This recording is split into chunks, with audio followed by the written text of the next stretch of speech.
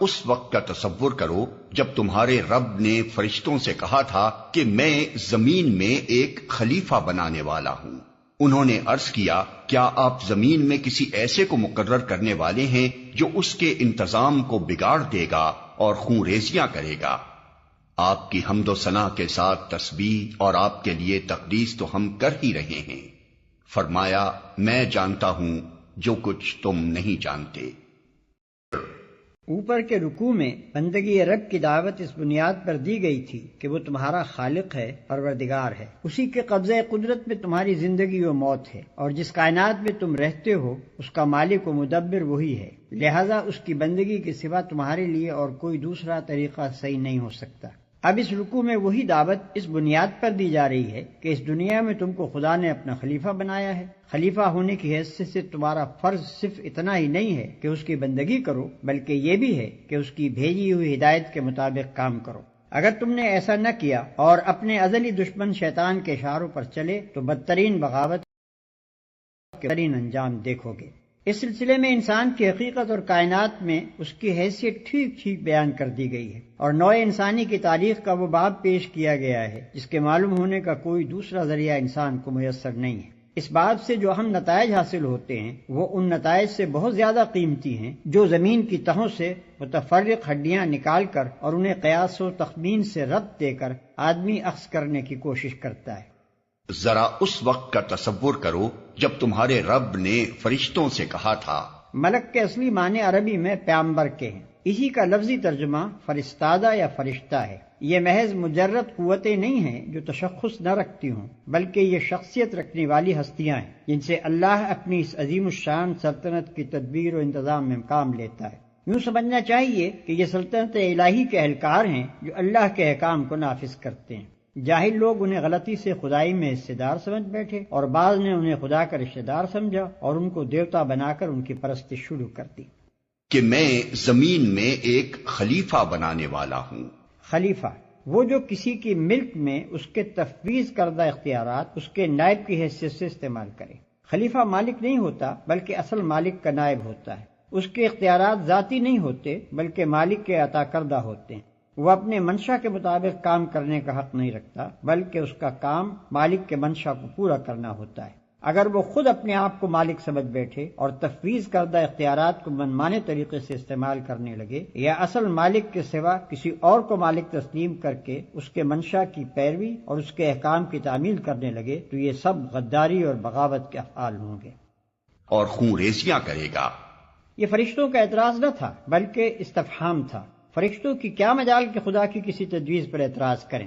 وہ خلیفہ کے لفظ سے یہ تو سمجھ گئے تھے کہ اس زیر تجویز مخلوق کو زمین میں کچھ اختیارات سپرد کیے جانے والے ہیں، مگر یہ بات ان کی سمجھ میں نہیں آتی تھی کہ سلطنت کائنات کے اس نظام میں کسی با اختیار مخلوق کی گنجائش کیسے ہو سکتی ہے، اور اگر کسی کی طرف کچھ ذرا سے بھی اختیارات منتقل کر دیے جائیں تو سلطنت کے جس حصے میں بھی ایسا کیا جائے گا وہاں کا انتظام خرابی سے کیسے بچ جائے گا۔ اسی بات کو وہ سمجھنا چاہتے تھے۔ آپ کی حمد و ثنا کے ساتھ تسبیح اور آپ کے لیے تقدیس تو ہم کر ہی رہے ہیں۔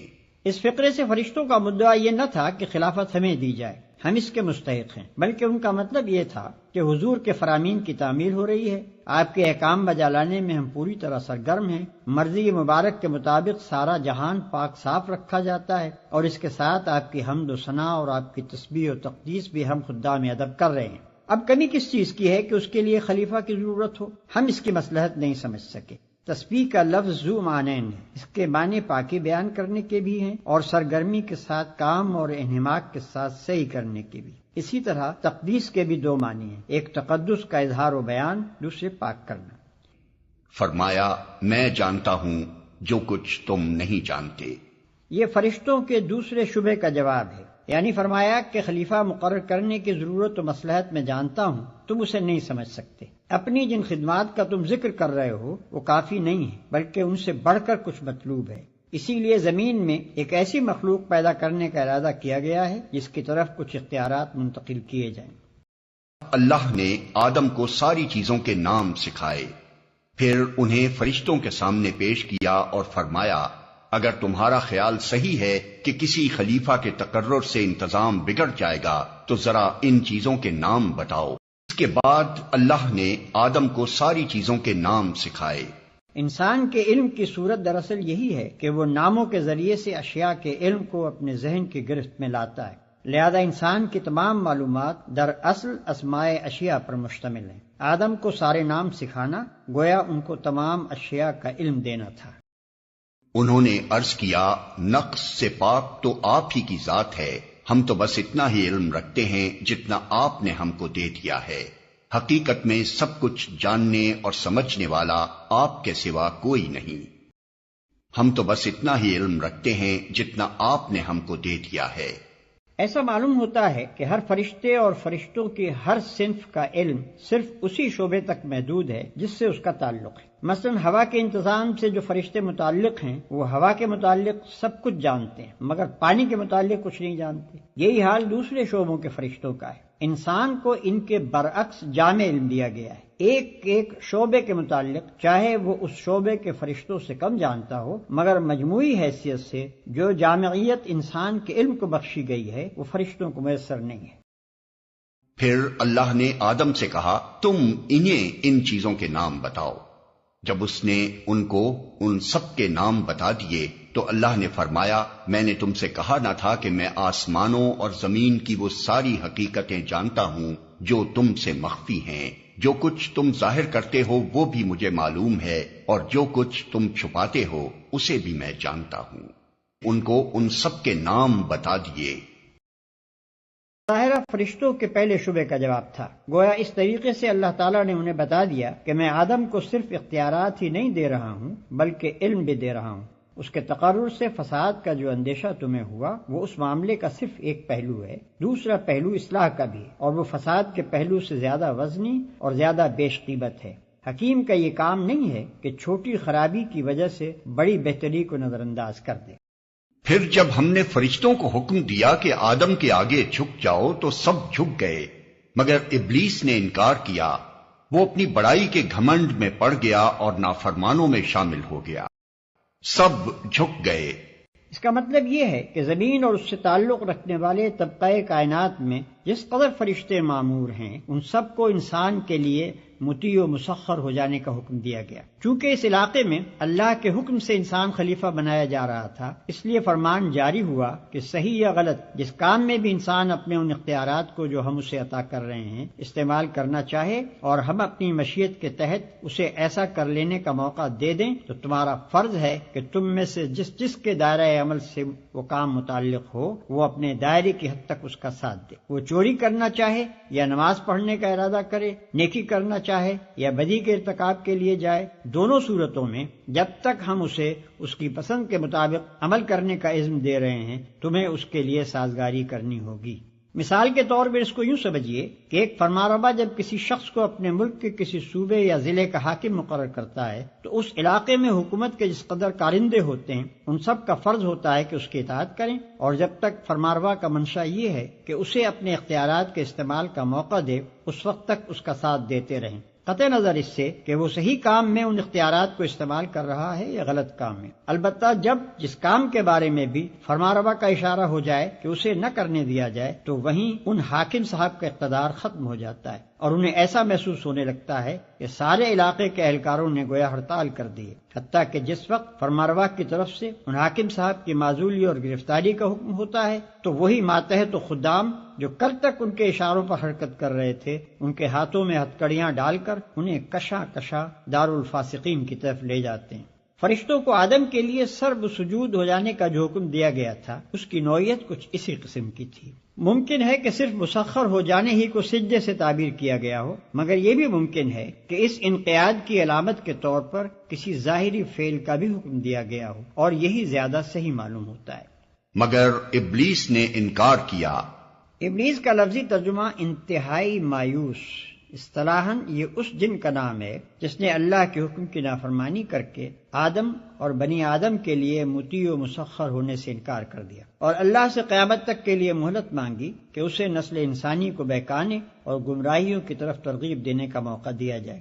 اسی کو الشیطان بھی کہا جاتا ہے۔ در حقیقت شیطان اور ابلیس بھی محض کسی مجرد قوت کا نام نہیں ہے، بلکہ وہ بھی انسان کی طرح ایک صاحب تشخص ہستی ہے۔ نیز کسی کو یہ غلط فہمی بھی نہ ہونی چاہیے کہ یہ فرشتوں میں سے تھا۔ آگے چل کر قرآن نے خود تصریح کر دی ہے کہ وہ جنوں میں سے تھا، جو فرشتوں سے الگ مخلوقات کی ایک مستقل صنف ہے، اور نافرمانوں میں شامل ہو گیا۔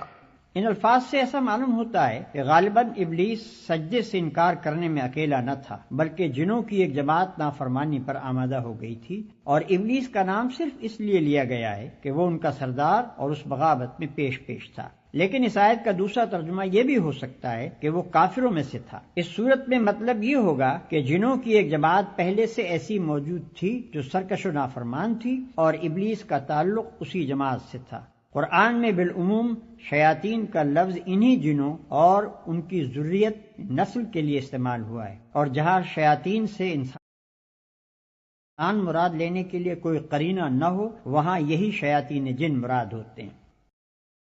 پھر ہم نے آدم سے کہا کہ تم اور تمہاری بیوی دونوں جنت میں رہو اور یہاں بفراغت جو چاہو کھاؤ، مگر اس درخت کا رخ نہ کرنا ورنہ ظالموں میں شمار ہوگے۔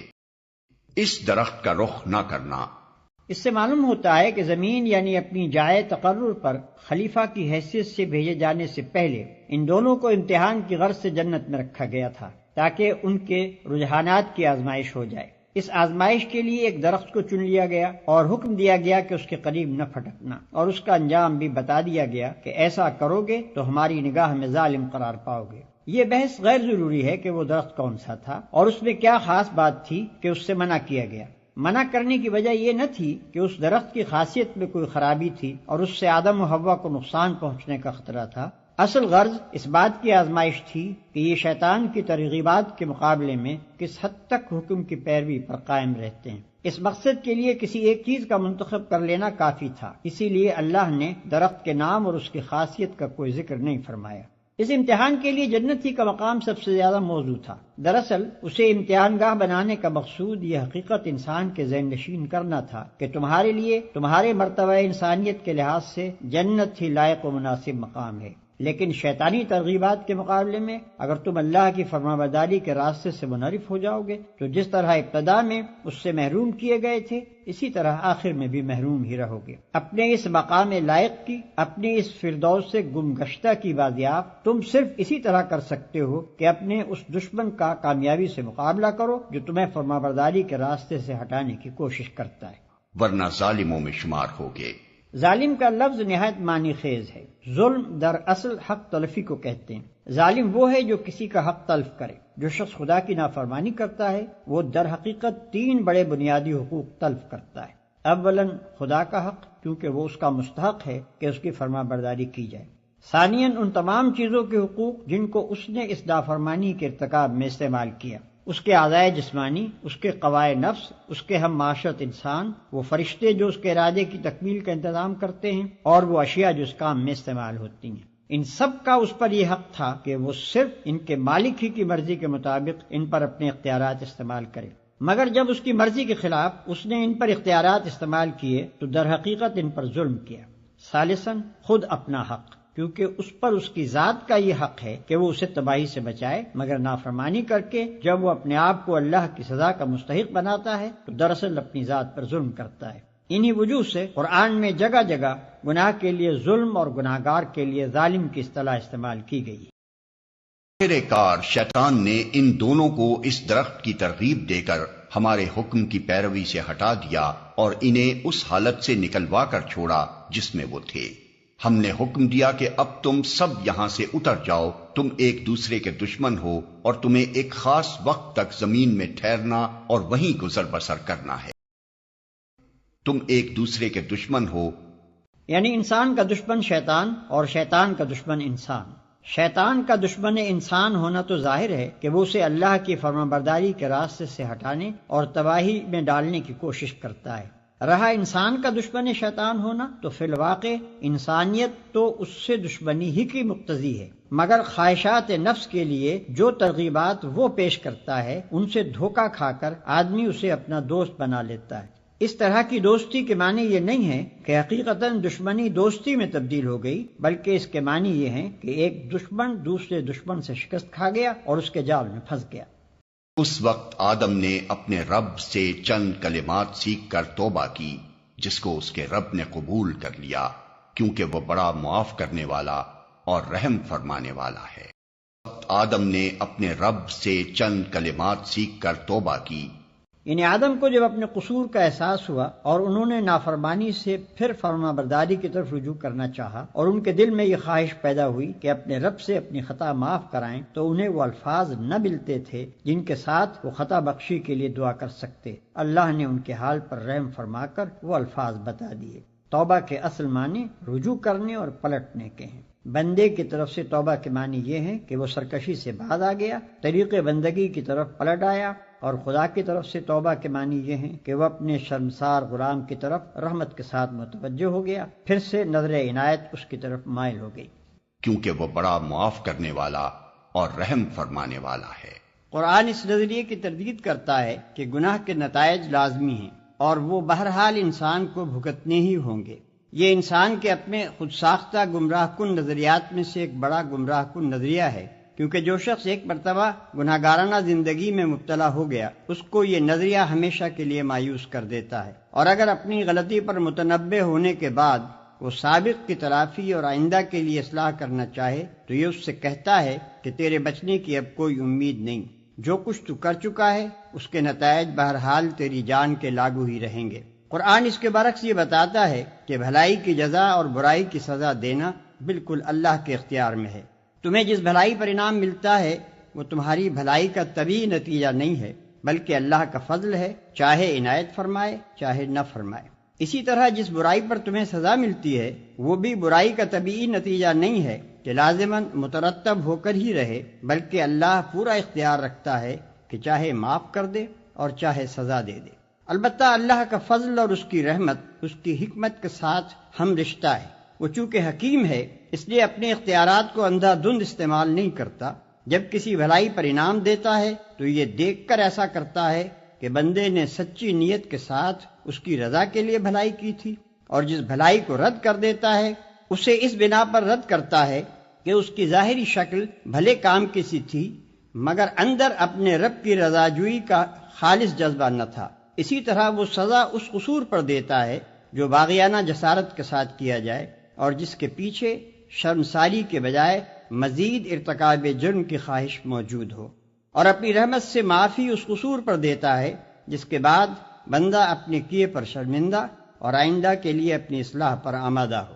بڑے سے بڑے مجرم، کٹے سے کٹے کافر کے لیے بھی خدا کے ہاں مایوسی و ناامیدی کا کوئی موقع نہیں، بشرطے کہ وہ اپنی غلطی کا معترف، اپنی نافرمانی پر نادم اور بغاوت کی روش چھوڑ کر اطاعت کی روش اختیار کرنے کے لیے تیار ہو۔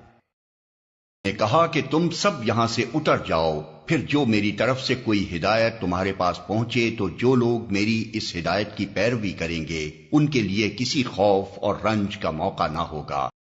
ہم نے کہا کہ تم سب یہاں سے اتر جاؤ۔ اس فقرے کا دوبارہ اعادہ معنی خیز ہے۔ اوپر کے فقرے میں یہ بتایا گیا ہے کہ آدم نے توبہ کی اور اللہ نے قبول کر لی۔ اس کے معنی یہ ہوئے کہ آدم اپنی نافرمانی پر عذاب کے مستحق نہ رہے، گناہگاری کا جو داغ ان کے دامن پر لگ گیا تھا وہ دھو ڈالا گیا، نہ یہ داغ ان کے دامن پر رہا نہ ان کی نسل کے دامن پر، اور نہ اس کی ضرورت پیش آئی کہ معاذ اللہ خدا کو اپنا اکلوتا بھیج کر نوع انسانی کا کفارہ ادا کرنے کے لیے سولی پر چڑھوانا پڑتا۔ برعکس اس کے اللہ نے آدم علیہ السلام کی توبہ ہی قبول کرنے پر اکتفا نہ فرمایا، بلکہ اس کے بعد انہیں نبوت سے بھی سرفراز کیا تاکہ وہ اپنی نسل کو سیدھا راستہ بتا کر جائیں۔ اب جو جنت سے نکلنے کا حکم پھر دہرایا گیا تو اس سے یہ بتانا مقصود ہے کہ قبول توبہ کا یہ مقتضا نہ تھا کہ آدم کو جنت ہی میں رہنے دیا جاتا اور زمین پر نہ اتارا جاتا۔ زمین ان کے لیے دارالعذاب نہ تھی، وہ یہاں سزا کے طور پر نہیں اتارے گئے بلکہ انہیں زمین کی خلافت ہی کے لیے پیدا کیا گیا تھا۔ جنت ان کی اصلی جائے قیام نہ تھی، وہاں سے نکلنے کا حکم ان کے لیے سزا کی حیثیت نہ رکھتا تھا، اصل تجویز تو ان کو زمین ہی پر اتارنے کی تھی۔ البتہ اس سے پہلے ان کو اس امتحان کی غرض سے جنت میں رکھا گیا تھا جس کا ذکر اوپر حاشیہ نمبر 48 میں کیا جا چکا ہے۔ اور جو اس کو قبول کرنے سے انکار کریں گے اور ہماری آیات کو جھٹلائیں گے وہ آگ میں جانے والے لوگ ہیں جہاں وہ ہمیشہ رہیں گے۔ اور ہماری آیات کو جھٹلائیں گے، آیات جمع ہے آیت کی۔ آیت کے اصلی معنی اس نشانی یا علامت کے ہیں جو کسی چیز کی طرف رہنمائی کرے۔ قرآن میں یہ لفظ 4 مختلف معنوں میں آیا ہے۔ کہیں اس سے مراد محض علامت یا نشانی ہی ہے، کہیں آثار کائنات کو اللہ کی آیات کہا گیا ہے، کیونکہ مظاہر قدرت میں سے ہر چیز اس حقیقت کی طرف اشارہ کر رہی ہے جو اس ظاہری پردے کے پیچھے مستور ہے۔ کہیں ان معجزات کو آیات کہا گیا ہے جو انبیاء علیہ السلام لے کر آتے تھے، کیونکہ یہ معجزے دراصل اس بات کی علامت ہوتے تھے کہ یہ لوگ فرمانروائے کائنات کے نمائندے ہیں۔ کہیں کتاب اللہ کے فقروں کو آیات کہا گیا ہے، کیونکہ وہ نہ صرف حق اور صداقت کی طرف رہنمائی کرتے ہیں بلکہ فی الحقیقت اللہ کی طرف سے جو کتاب بھی آتی ہے اس کے محض مضامین ہی میں نہیں، اس کے الفاظ اور انداز بیان اور طرز عبارت تک میں اس کے جلیل القدر مصنف کی شخصیت کے آثار نمایاں طور پر محسوس ہوتے ہیں۔ ہر جگہ عبارت کے سیاق و سباق سے بآسانی معلوم ہو جاتا ہے کہ کہاں آیت کا لفظ کس معنی میں آیا ہے۔ وہ آگ میں جانے والے لوگ ہیں جہاں وہ ہمیشہ رہیں گے۔ یہ نسل انسانی کے حق میں ابتدائے آفرینش سے قیامت تک کے لیے اللہ کا مستقل فرمان ہے، اور اسی کو تیسرے رکوع میں اللہ کے عہد سے تعبیر کیا گیا ہے۔ انسان کا کام خود راستہ تجویز کرنا نہیں ہے، بلکہ بندہ اور خلیفہ ہونے کی دوگنا حیثیتوں کے لحاظ سے وہ اس پر مامور ہے کہ اس راستے کی پیروی کرے جو اس کا رب اس کے لیے تجویز کرے۔ اور اس راستے کے معلوم ہونے کی 2 ہی صورتیں ہیں، یا تو کسی انسان کے پاس براہ راست اللہ کی طرف سے وحی آئے، یا پھر وہ اس انسان کا اتباع کرے جس کے پاس وحی آئی ہو۔ کوئی تیسری صورت یہ معلوم ہونے کی نہیں ہے کہ رب کی رضا کس راہ میں ہے۔ ان 2 صورتوں کے ماں سوا ہر صورت غلط ہے، بلکہ غلط ہی نہیں، سراسر بغاوت بھی ہے، جس کی سزا جہنم کے سوا اور کچھ نہیں۔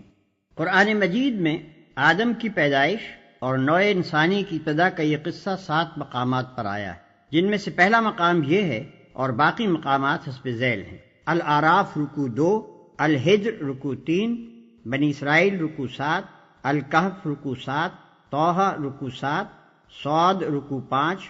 بائبل کی کتاب پیدائش باب اول، دوم و سوم میں بھی یہ قصہ بیان ہوا ہے، لیکن دونوں کا مقابلہ کرنے سے ہر صاحب نظر انسان محسوس کر سکتا ہے کہ دونوں کتابوں میں کیا فرق ہے۔ آدم علیہ السلام کی تخلیق کے وقت اللہ اور فرشتوں کی گفتگو کا ذکر تلمود میں بھی آیا ہے، مگر وہ بھی اس معنوی روح سے خالی ہے جو قرآن کے بیان کردہ قصے میں پائی جاتی ہے، بلکہ اس میں یہ لطیفہ بھی پایا جاتا ہے کہ جب فرشتوں نے اللہ سے پوچھا انسانوں کو آخر کیوں پیدا کیا جا رہا ہے، تو اللہ تعالی نے جواب دیا تاکہ ان میں نیک لوگ پیدا ہوں۔ بد لوگوں کا ذکر اللہ نے نہیں کیا، ورنہ فرشتے انسان کی تخلیق کی منظوری نہ دیتے۔